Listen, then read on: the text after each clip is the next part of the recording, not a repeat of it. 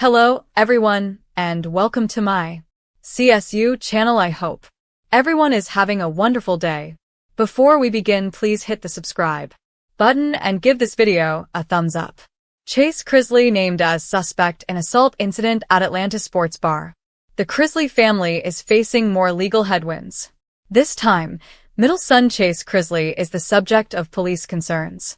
The Chrisley Knows Best star was named as a suspect in a simple assault incident at Twin Peaks Sport Bar in Atlanta's Buckhead neighborhood on Monday night, according to a police report obtained by USA Today and confirmed by the Atlanta Police Department on Wednesday. USA Today reached out to reps for Chrisley for comment. Police say that the alleged victim claimed Chrisley became really drunk inside the restaurant and bar franchise, which boasts locations around the U.S., and started to act very disrespectful and belligerent. After he was allegedly asked by the victim to leave the location multiple times, the police report says Chrisley slapped him in the face twice after he previously refused to leave and started acting more belligerent. According to the report, the alleged victim was not injured in the incident and refused medical attention. Chrisley was the star of USA Network's Chrisley Knows Best, which aired for 10 seasons, with its most recent episode broadcast in March of 2024.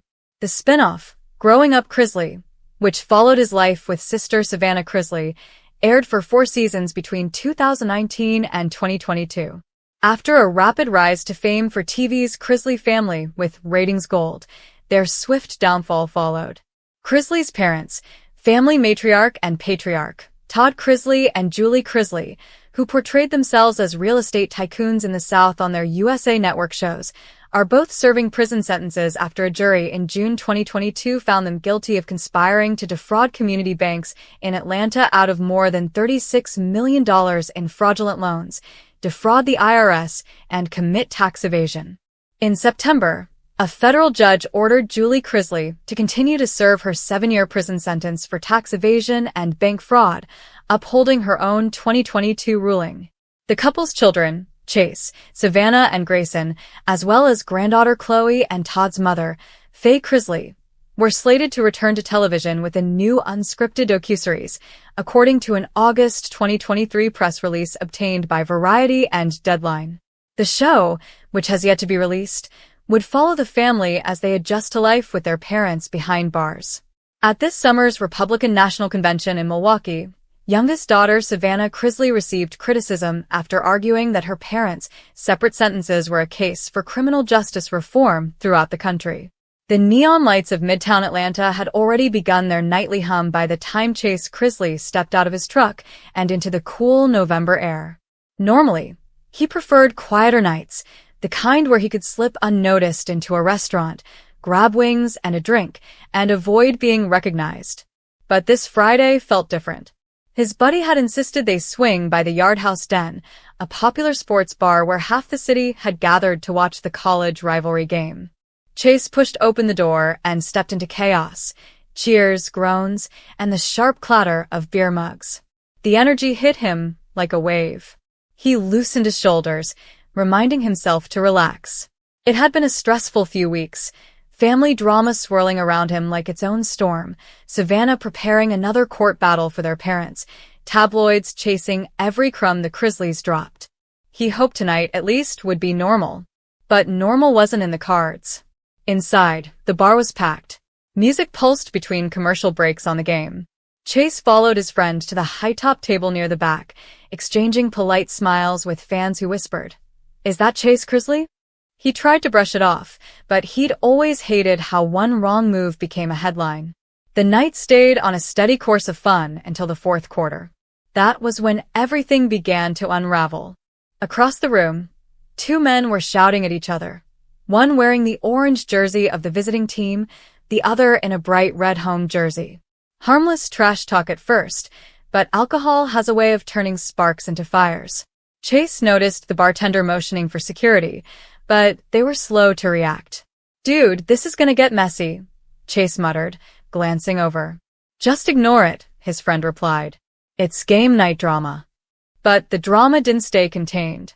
Soon, the 2 men shoved each other hard enough to send a bowl of nachos flying into another table. One of the nacho victims, a large, red-faced man with a shaved head, rose to his feet like a bull preparing to charge. Great, Chase sighed. He didn't want to be anywhere near this. Unfortunately, fate had other plans. The bull-like man stormed toward the argument, ready for a fight, and crashed through the small aisle that led directly past Chase's table. His shoulder slammed into Chase with enough force to knock him sideways. Hey, watch where you're going, Chase snapped, steadying himself. Bullman turned, eyes blazing. You got something to say, pretty boy? Chase exhaled slowly. He did not want this. Not the confrontation. Not the scene. Not the headline. Just saying you hit me. Relax, man. But relaxing was not in this man's vocabulary. He stepped closer, breath reeking of whiskey. You celebrities think you own the place, he growled. Think you can talk to regular people any way you want. I literally just told you to calm down, Chase replied, trying to keep his voice neutral. His friend tugged on his sleeve. Chase, let's move. Too late. Bullman shoved Chase. Hard. The shove sent Chase stumbling into the table, nearly knocking their glasses over. His heart thudded painfully in his chest. He had learned a lot from growing up in the spotlight, but one lesson remained true. Once someone took a swing at you, the world only remembered your reaction, not their provocation. Chase lifted his hands. Back off, dude. I'm not trying to fight you. But the bar had gone silent now. People were watching. Phones were recording. Chase could feel the lenses aimed at him, like spotlights. And then Bullman swung. Chase dodged the first hit, but the man lunged again, and instinct kicked in. Chase grabbed his attacker's arm and shoved him backward. Bullman tripped over a bar stool and hit the floor. The crowd gasped. Security rushed in at last, but the damage was done. The man on the ground immediately pointed at Chase. He assaulted me, he bellowed, though moments before he'd been the aggressor.